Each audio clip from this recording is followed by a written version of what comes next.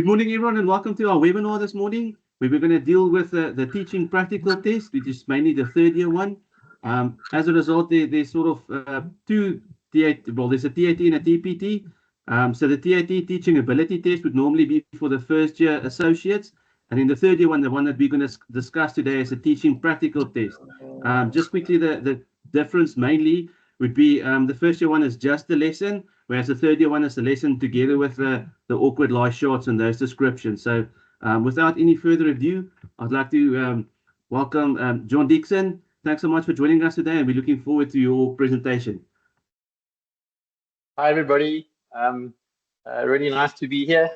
This is both daunting and a privilege to do this. So, yeah, happy to be here. I was with Francois yesterday, and we were doing the level 2 coaching lecture yesterday, and it was a lot of fun, and it was really nice interacting with the guys yesterday. Anyway, so welcome. And yeah, I just want to go through, I think this is such an important thing, this teaching practical test. And what we've found is that, you know, there's so many people who do the test, but they're not sure what to do. And we just want to try and help educate those guys who are mentoring associates and saying, well, how can you help them do a better job? And it's also going to make it easier for us as assessors to mark and all that sort of stuff. So I think there's a lot of like uncertainty about this, and a lot of the third year associates, when they do their teaching practical test, they're super nervous to do it, and it's actually quite a simple exercise, and we want to make it as simple as we can for you guys. So let's get started. So, you know, the topics I'm sharing on today is basically how to help your associates for the TPT exam. But I want to cover a few like things first. Like I'm going to go through the philosophy of coaching, just as a basic, the art of teaching, and then the teaching practical, and then the shot demonstrations, which are, you know, they've got 8 shot demonstrations they have to choose from. They have 4, which is slope lies, and then they've got 4 where they've got like bunkers, greenside bunker, and pitch shot and chip shot. So we just want to give you guys a heads up and say, look, how can you guys prep and mentor your associates to make it easy for them to do this really, really well. So yeah, let's get started on. Okay, philosophy of coaching. So coaching philosophy is a statement of what you value and how you will approach your coaching role. It covers your purpose as a coach and how you will approach a player's development. And all of us, you know, we develop a coaching philosophy over time. So like for me, I'm just giving some background from my side. After I finished playing on the mini tours in America, I met the guy who had my biggest mentor, the guy called Doc Abel, and he just changed my life as far as wanting to understand the golf swing better. Gave it to me, you know, just gave it to me in a completely different way. And I'd been to coaches before, and I'd, you know, really valued what they'd done, but this guy just changed the way I saw things. And I think it actually got me into wanting to teach, even though initially I wanted to play golf. I stopped playing golf in 1998 because I had quite a bad car accident and I messed up my shoulder. And then, but even when I was on tour, I just was fascinated by the golf swing. And there's so many different golf swings, and how different players hit the ball well, and they're not doing the same thing is fascinating to see even today. When you look at the tour, I was watching some of the tour golf last night. And it's amazing all the different swings, and they're all such good players. But it's like fascinating how they're all, you know, doing different things but get the ball in the hole so quickly. So I think creating a teaching philosophy, and my teaching philosophy, I'd say the biggest thing that stands out for me and what I learned from my teacher was understanding cause and effect, and not fixing symptoms. My teacher was actually a doctor, so it was like I always wanted to understand, well, you know, what caused something to go wrong. And I think when we go through the process of the laws, principle, preference model just now, everything relates to the laws, which are all clubhead related. And like I said here in my screen here, I said, you know, clubhead is king. I remember my teacher saying the clubhead is king. Whatever you do in your swing, relate it back to how it affects the clubhead. It was quite cool. Last night I was watching Scotty Scheffler on the range, and they were talking about him. All the guys have TrackMans or GC quads on the range, and they were saying he's only interested in two numbers. He's interested in his distance control, which he's unbelievably good at, and his spin rate. So he wasn't worried about the other numbers, which is just nice to see. So how these pros use those tools very effectively, but they keep it simple as well. I think one of the other things from a teaching philosophy point of view is that for you to find your purpose, you want to learn from other people. And, I've been lucky. I think I've been to quite a few teaching seminars. I've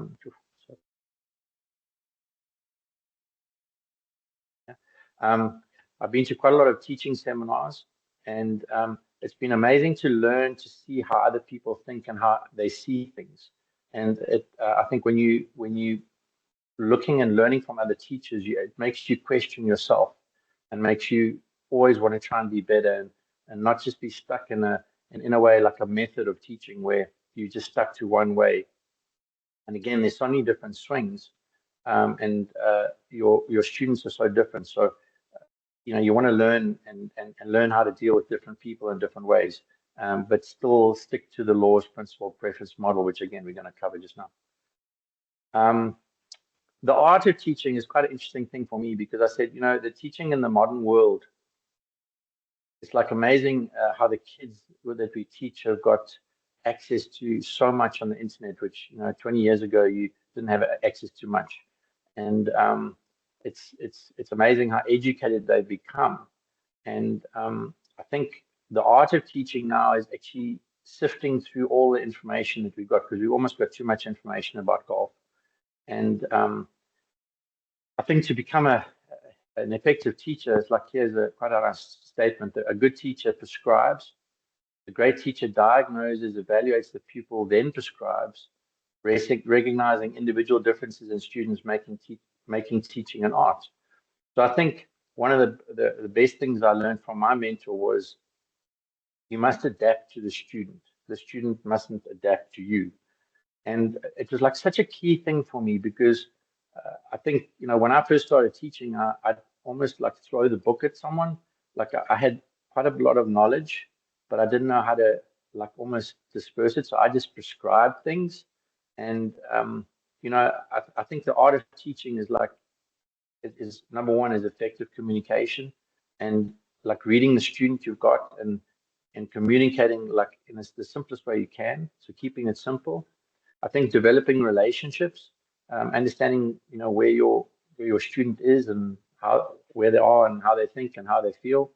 If you've got someone, I always said to someone, I said, if I've got someone who's very technically minded, then I'm going to teach them more technically.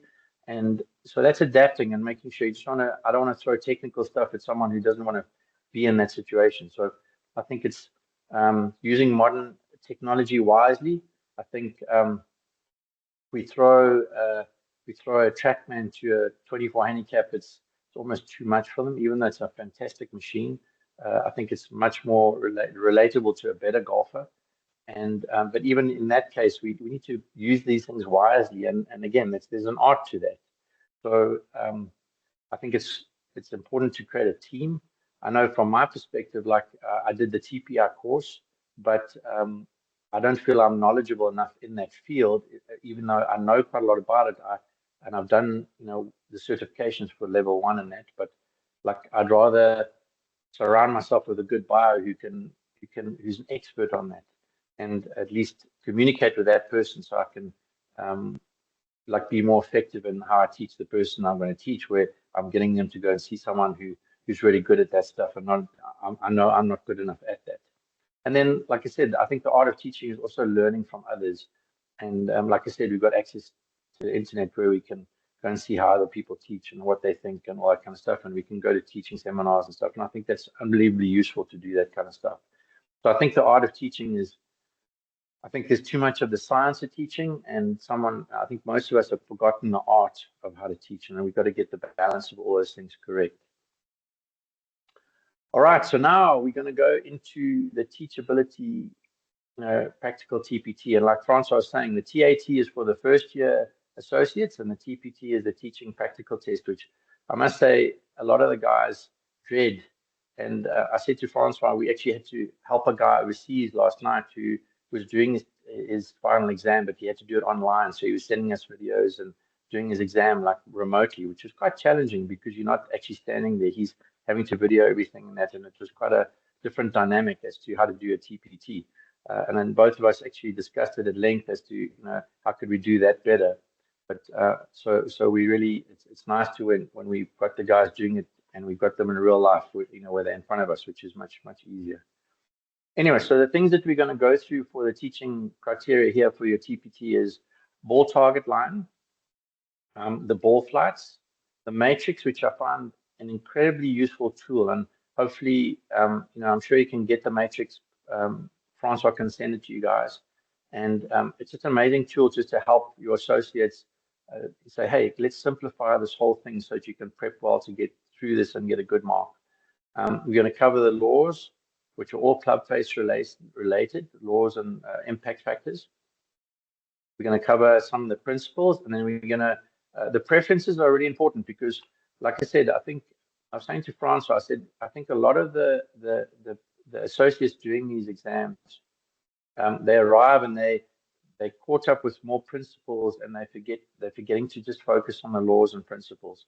And there's nothing wrong with having our own preferences. We are not, as assessors, judging people on what they teach, their way of teaching.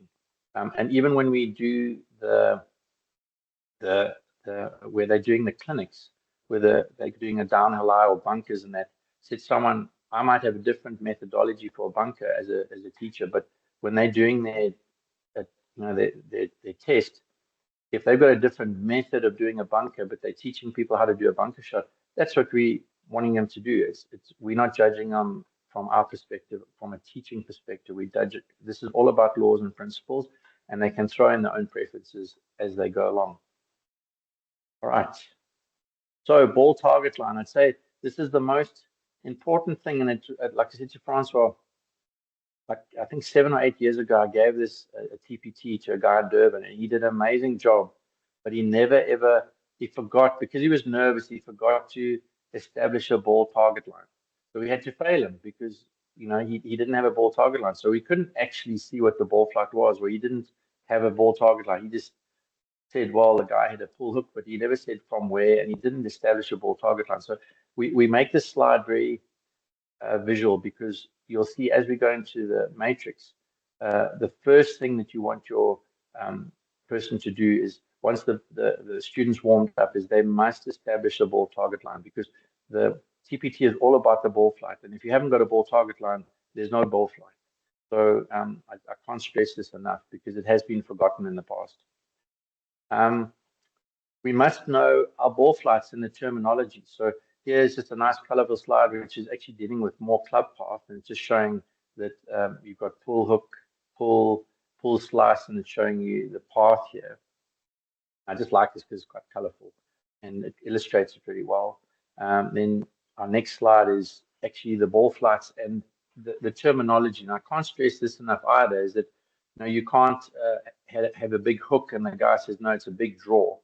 So because we're going to have to fail him on that. So we want the terminology to be good.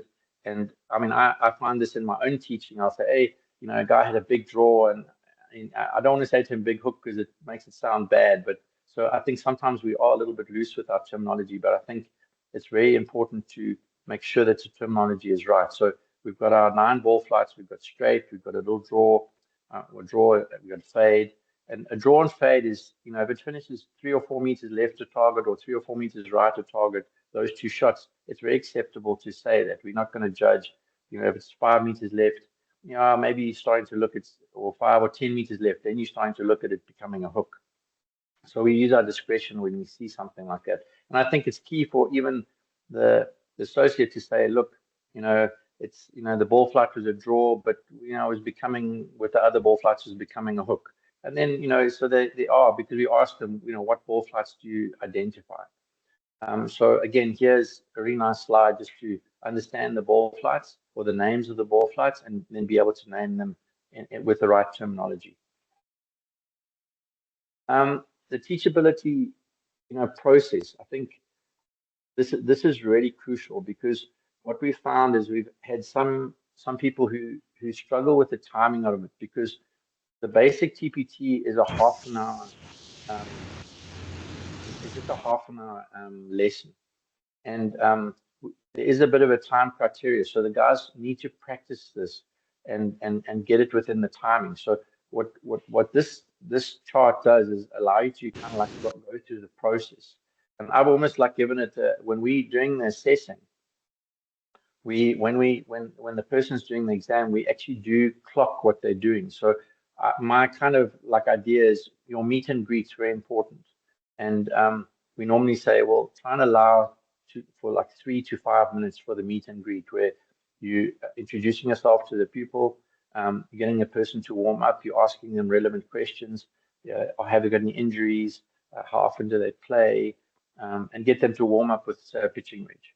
Once the students warmed up and you've gathered some information about them and even about how they play and what sort of shots they hit, because they're almost going to tell you what they do anyway, is then you're going to start observing. So now you want to analyze what they're doing, and then that's when you establish the ball target line. So okay, we want to get you with a 7-iron. Please pick a target. Where would you like to try and aim? And I think make quite a big point of that. Say we want you to aim at the 150 marker, or we want to aim at the red pole, and then establish that right in the front. Once they're doing that, you want it to go into a video mode. So we'll also cross that just now, where we want the associates to be able to at least use their phones.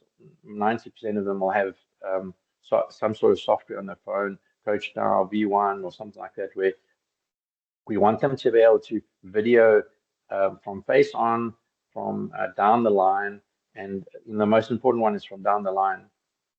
And then that should take about 2 minutes to video the relevant swings. And then we want them to go to an area where they're able to sit with the coach and say, okay, let's go, or the student, and say, okay, do like a 8 to 10 minute analysis where they can go through what the ball flight is and then start addressing the impact factors and some of the principles as to how to fix this. And that should take about 10 minutes. And then you're leaving yourself about 8 minutes outside, where you can now go outside and then address what you want to fix. So you might be fixing the grip, might be fixing the stance, you might be fixing the alignment and all those kind of things. And we're going to go into that with a matrix, which will make that really simple.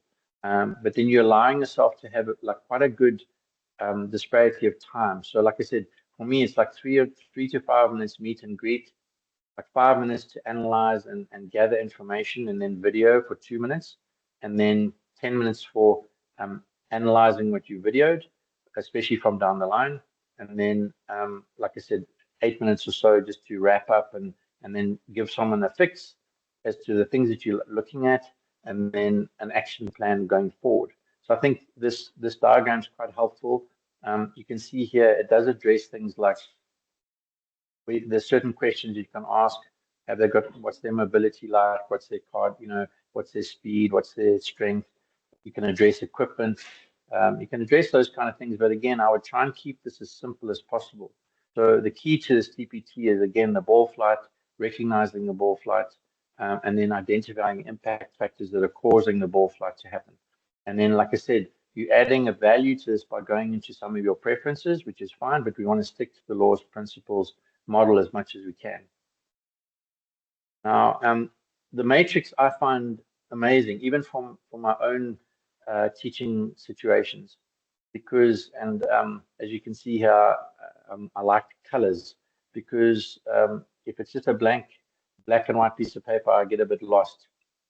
So what I like about this for my own use, and this is my preference with this, is that it's quite a nice thing to print out a few of these and then actually practice, like maybe practice all the ball flights. So what we're going to do is we're going to do an example with the guy who came for a lesson and then had a pull hook. So we've got here in pink at the top, must establish a ball target line, must have the correct terminology for the ball flight. And then here, what I've done is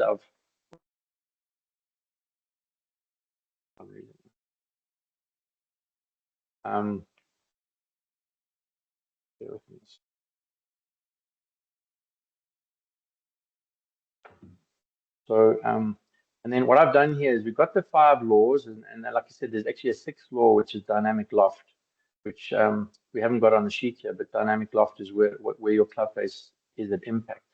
But for the purposes of this TPT is that we really want to concentrate on face and path.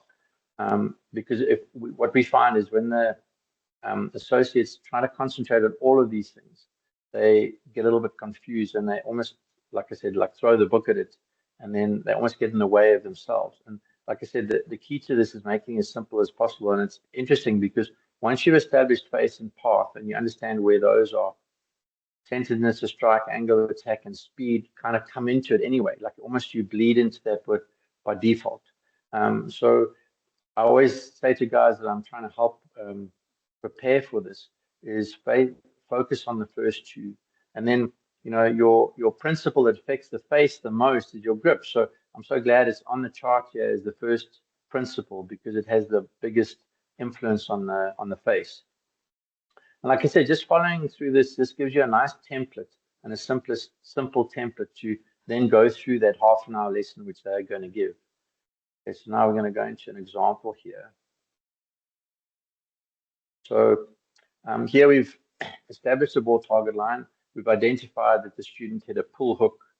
So now what we've got here is you can see, well, okay, the face is closed, okay, and that path was out to in. So those are two things I want to reference. And then what you now are trying to do is say, well, okay, what is affected, what principles have affected the face and the path? So in this situation, what we saw was the student had a really strong grip, the left hand and right hand were really strong. So that correlated to the release. So the release, he over-released the club, closed the face at impact, and then hooked the ball. And then what we were trying to do is tie in the situation here where why was the path out to in? And in this situation, the student was actually aiming a little bit right because he was always fighting a hook. So he'd already started to aim right, which then affected his dynamic balance.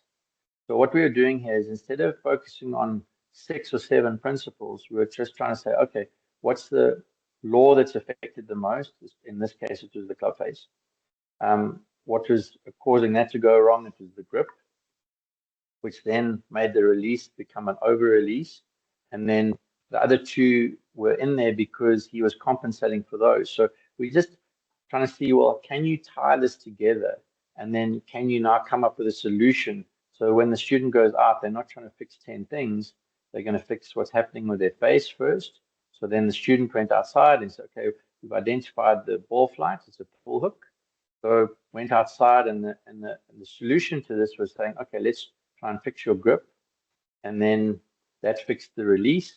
Then the student actually started to hit the ball right because they were aiming right.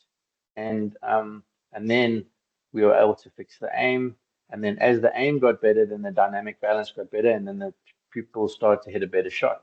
And the thing which was good about it was the guy doing the TPT stuck to these things and didn't overdo anything. And he threw in a couple of preferences, and his preferences came with how he was teaching the grip. His preference was whether he puts alignment sticks down. His preference was some drills on how to get the dynamic balance better. And he even gave a nice release drill where he took an alignment stick and made the guy make a few swings just holding the alignment stick. So I think the beauty of the preferences is there's so many different ways to accomplish and use we've all got different ways of addressing the principles. When we did the seminar yesterday, I was showing the guys there are like 5 or 6 different ways that you can actually get a grip. And I think it's so cool when we hear different preferences from different people.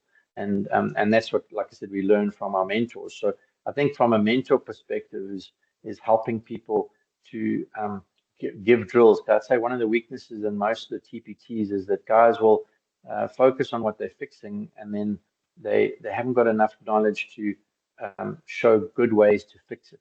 So I think that's where mentors come in, and I think that's where the education comes in. But I think using the matrix, like I said, maybe you've got a student or an associate who's getting ready to do a TPT, is say, come, let's go through all the 9 ball flights and let's see what factors are influenced here. And once they've practiced that a little bit, I think they can see how simple it should be. And the simpler you make this, the easier this becomes. And I think someone was asking, well, how do you actually evaluate the marking? I said, well, if you get the basics and you understand what the ball flight was, if you recognize the ball flight, you name it correctly, and you can understand the impact factors, that basically is going to pass you. But as you get a higher mark, it's how you tie everything together.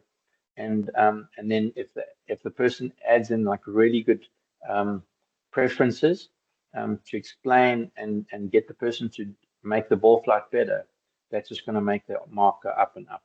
I think it's, again, not throwing too much information. I think the guy we were helping last night was trying to, I said to Francois, was trying to sound clever in a way and not in a negative way. He was just trying to, he was almost giving too much information, and almost like I said, he actually contradicted himself a couple of times because he was trying to throw the book at us.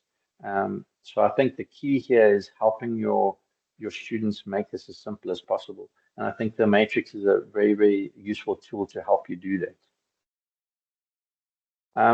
Just a quick one on the videoing.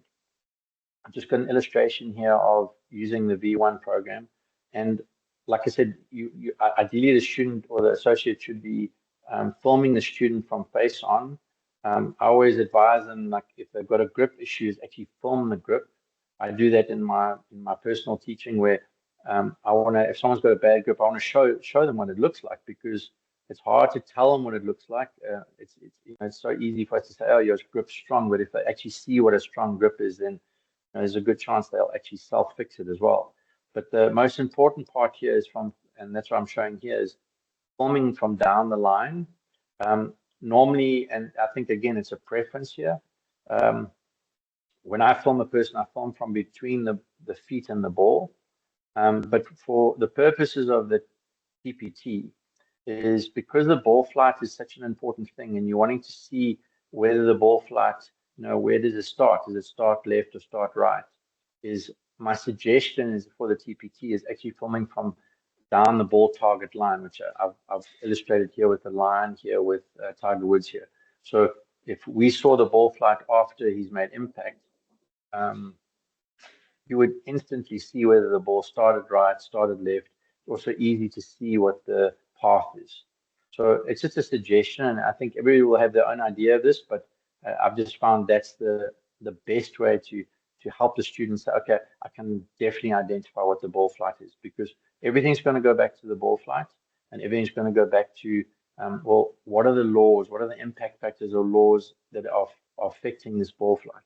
And like I said, if the students can if they can stick to face and path, and then if they add what's happening with where the club face angle of attack is, what the speed is, those are just added. That's just added stuff. But if they can focus on the first two, I think they'll not confuse themselves and then do a much better job.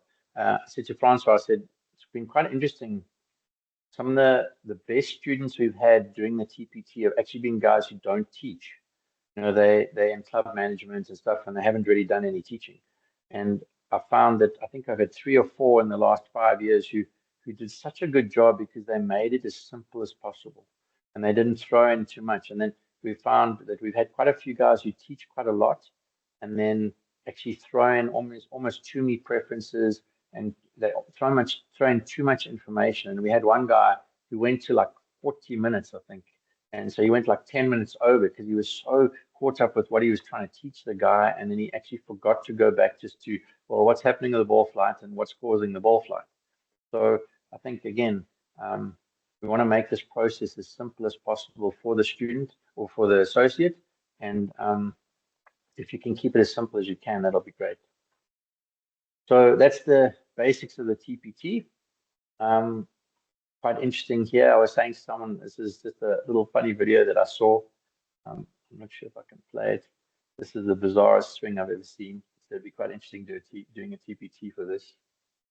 We'll play it a couple of times. Like a greenkeeper at this club. So this lady swing. I said, I'd love to get a bigger version of this and then download it onto my software and analyze it. It would be quite bizarre. And I think what the cool thing with golf is, yes, we see some unbelievable swings. All right, so the next part of the TPT is, and like I said, a typical TPT takes about 2 hours. The first part is the teaching practical, where we've gone through the laws, principles, and we identifying ball flight and that. And then normally we give the students like a 10-minute break, and we get them to choose out of a hat.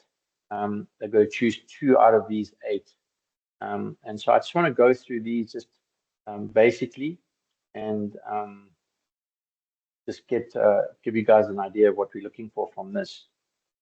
So it's the shot demonstrations, and I think this is such a crucial part of the TPT, because I said to someone, I said, if you're an associate and you're qualifying and you get a new job at a golf course, and the head pro says to you, look, we've got a group of visiting people from overseas, and they want to do a clinic, and they want to learn how to hit. We've got a very slopey golf course, and they want to learn how to hit off slopey lies.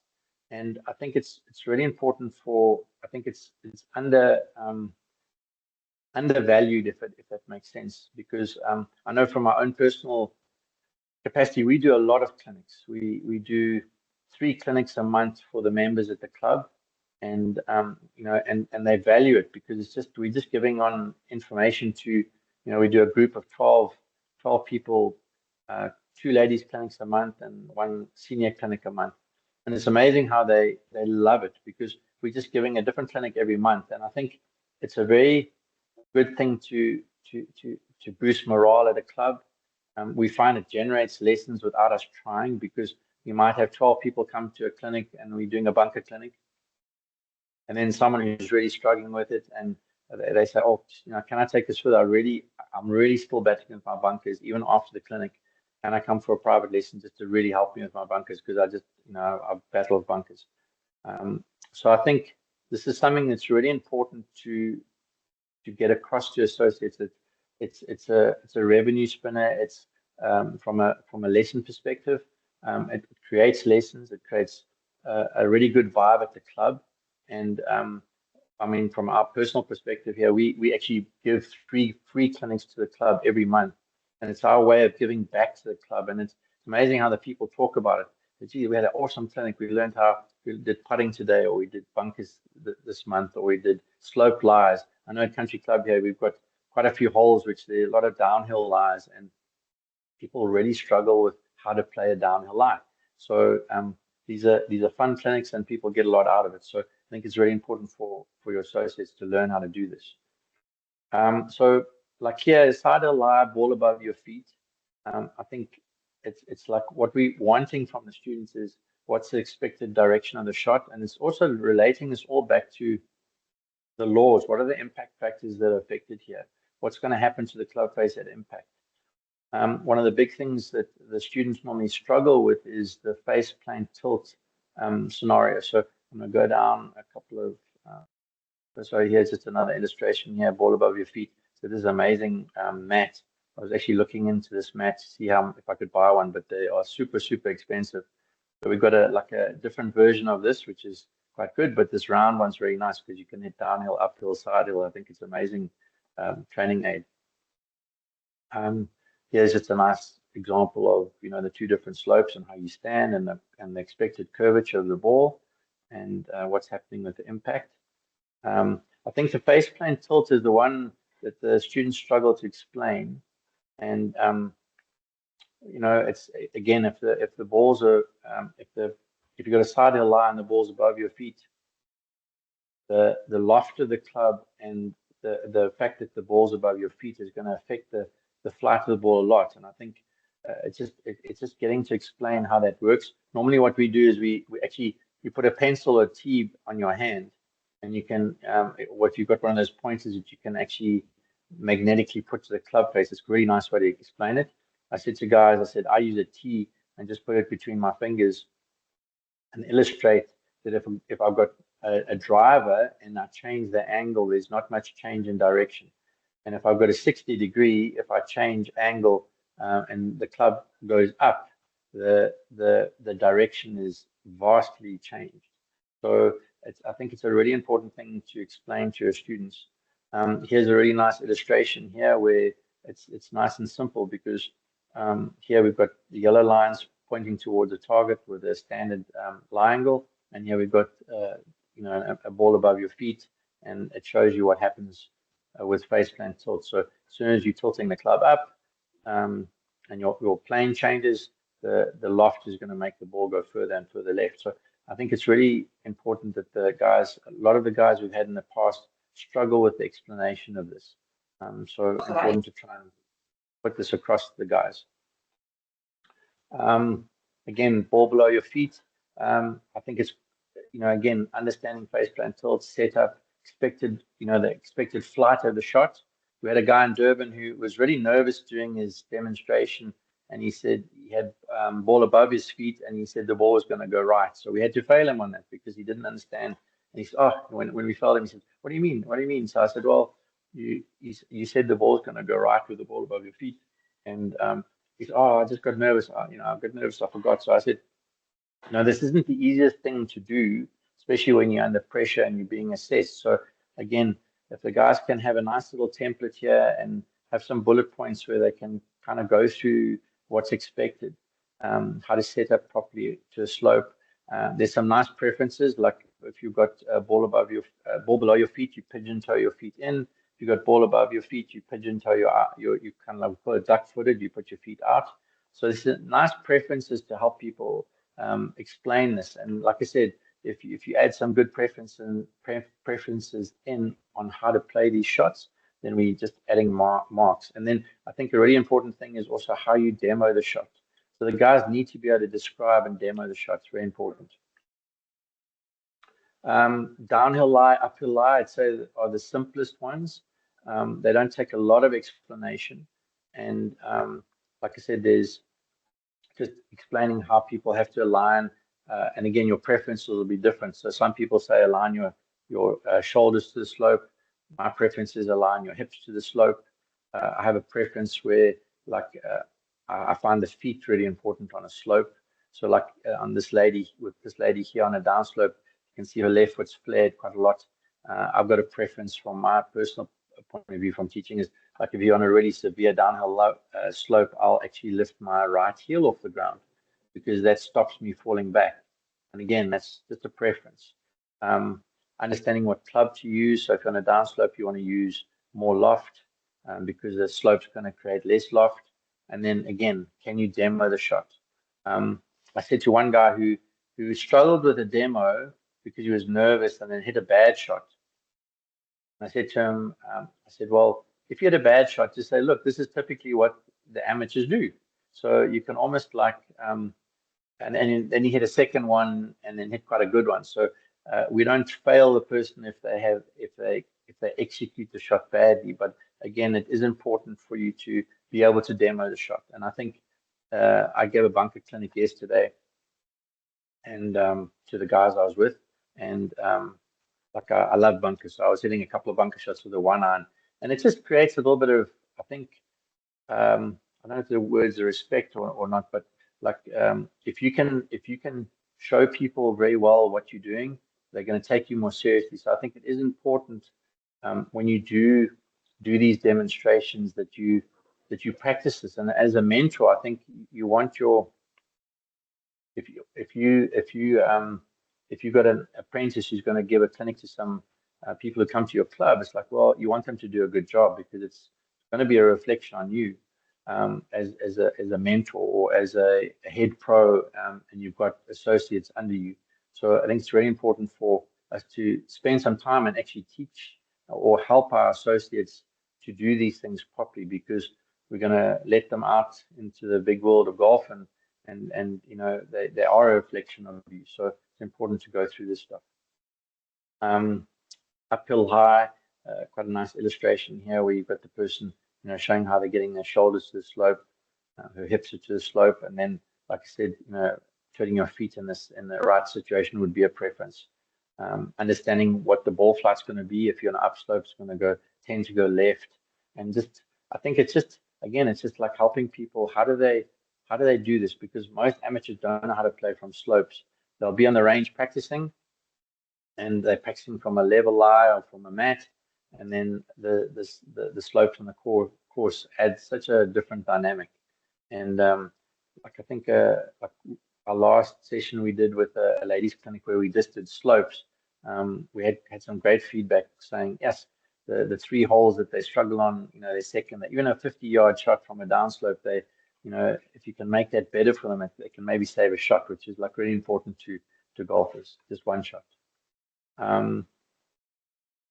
Fairway bunkers. I remember this picture is actually quite a famous. I think it's Tiger Woods playing at the Canadian Open where he hit this. I think he hit a 6-iron from like 210 yards to a back right pin, and I think it's one of the most iconic shots most probably hit in golf. And I just love this picture.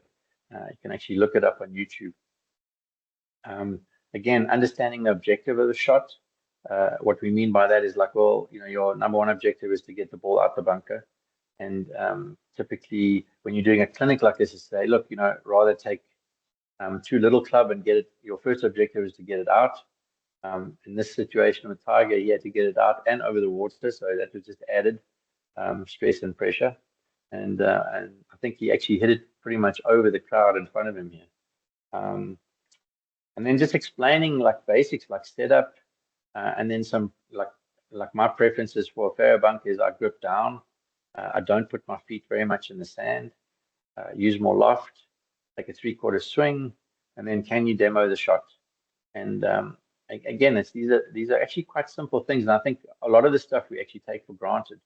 And but when you actually are doing a clinic, you want to be, you know, pretty astute at this stuff so that you can be confident to give a clinic. Greenside bunkers. I think one of the big keys here is what I was saying to the guys yesterday is like understanding bounce. So, and understanding whether, you know, so many of the kids today just use lob wedge out of a bunker. Some people, when we gave a senior clinic the other day, and I think only 2 of the 12 people who came to the clinic had a lob wedge. It's funny how all the kids have got lob wedges, and the older players, quite a lot of the older players don't even have a lob wedge. So I think it's when you're doing a greenside bunker clinic, it's like very important to address lob wedge, stand wedge, gap wedge, what bounces. I think bounce is like a very important thing. It's like for me, like whoopsie, using my mic here.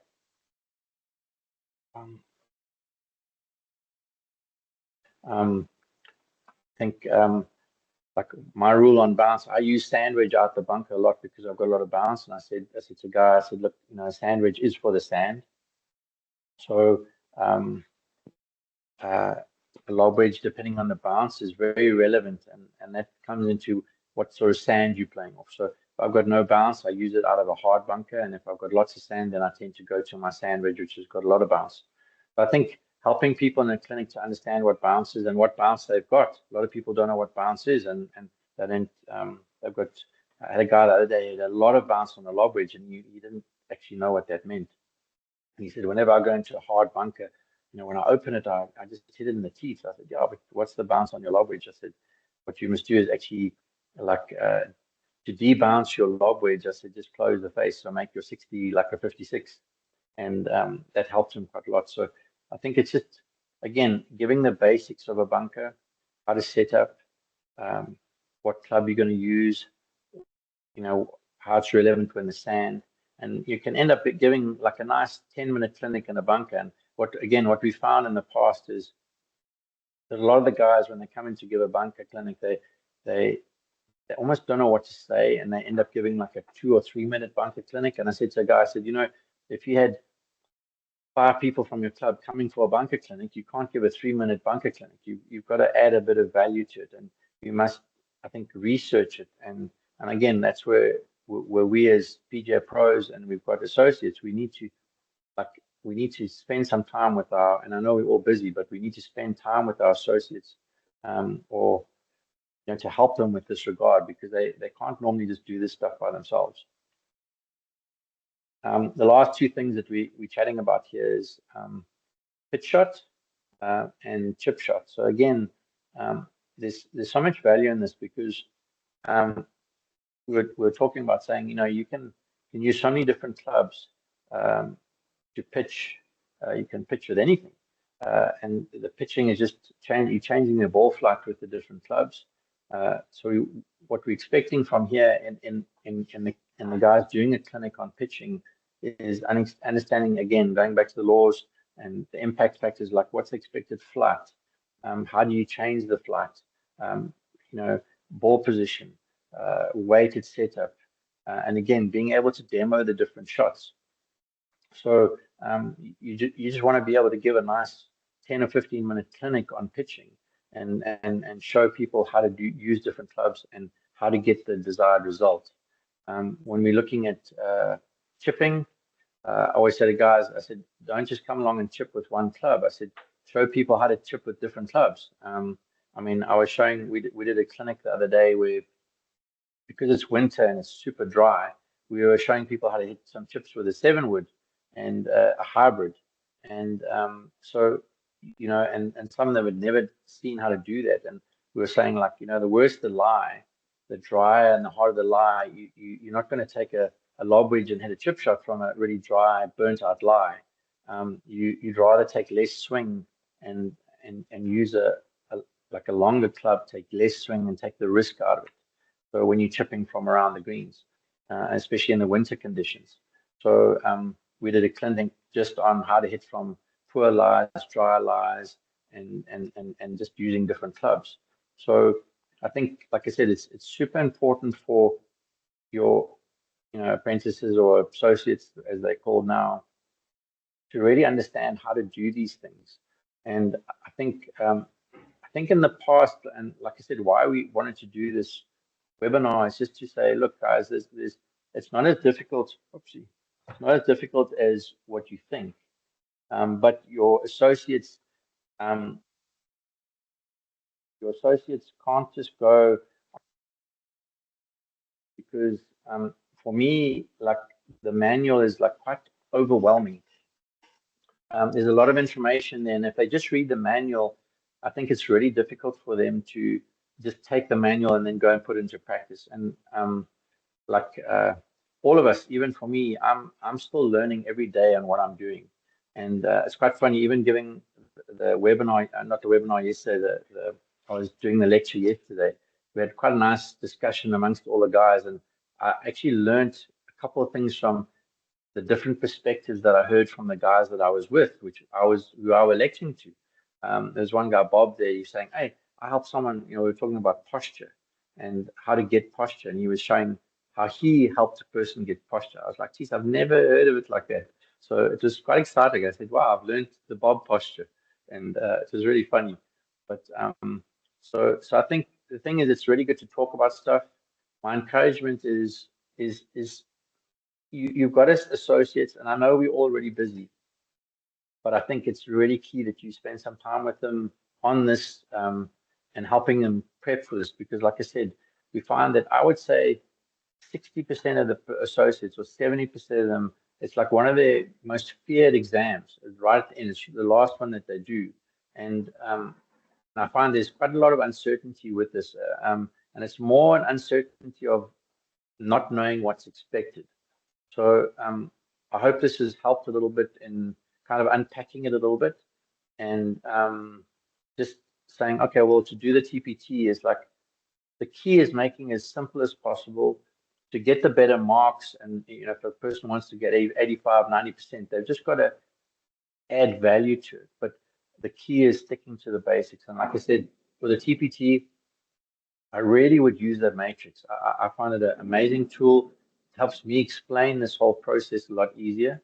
And then just the 8 shot descriptions, I think it's just to maybe even, I would even suggest, if possible, to say to one of the students, if they're struggling with, say, how to give a bunker clinic, even get them to give a little 5-minute bunker clinic to you, saying, okay, I'm a student here.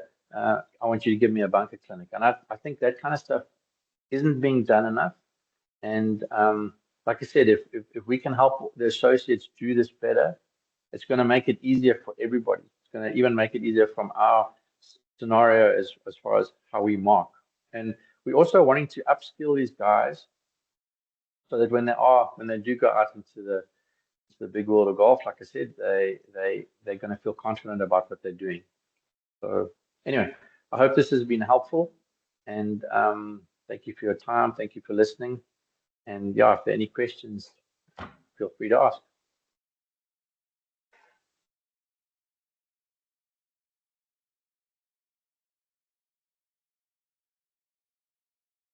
Ladies and gents, if there's any questions, please feel free to ask. As usual, always brilliant.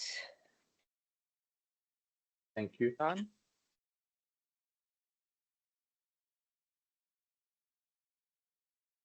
Quick question.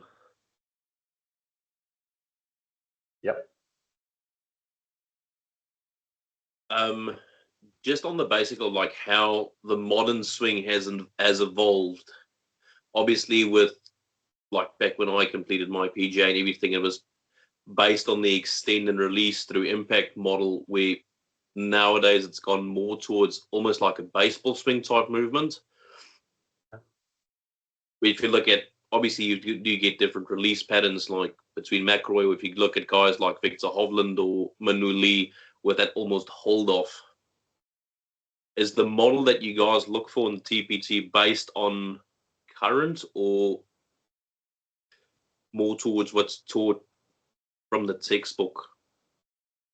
I think I would say it's more towards the textbook, but I would say that to answer your question, I'd say that's more of a preference. So if a guy came to us and he did his TPT and but he understood the impact factors and if he said, look, I'll give examples. Say he was saying, okay, like he likes to teach what Morikawa and John Rahm and those guys are doing, where they bowed at the top and they've got a shut club face, but their dynamic balance is so good that they so-called hold it off. They release, but they're holding it off through impact. I think again we're not going to judge them on what method they look at, as long as they understand what's caused the ball flight. So I think that would be like maybe quite advanced, but I think if the guys just stick to the basics of what's happening, and if a guy said to me, if he came and did his DPT and the guy hit like too much, he hit like a pull slice, and he was bowed at the top and then over rotated and pull sliced it. Well, as long as they understood what was happening at impact with the laws, what are the impact factors, what caused the ball flight.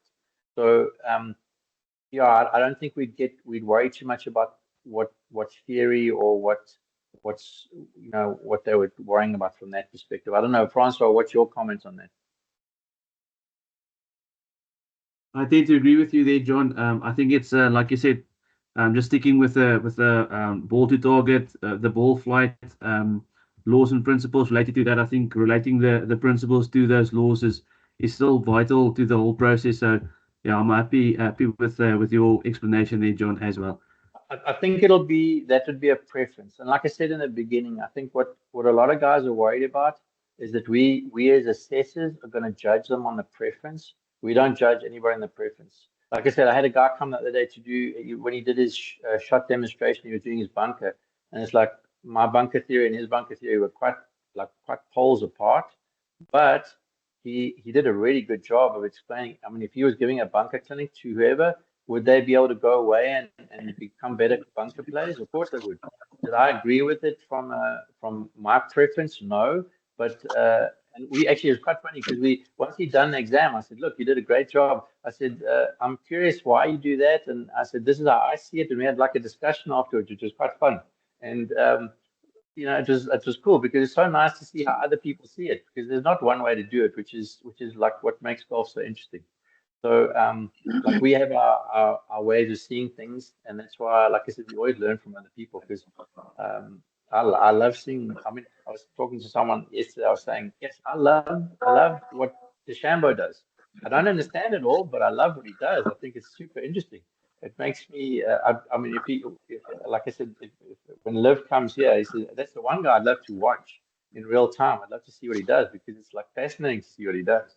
Love to see his clubs close up. I'd love to actually pick up one of his clubs, see what it feels like.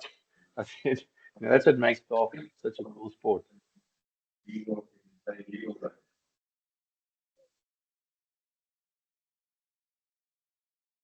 Yeah, thanks a lot. Appreciate the answer.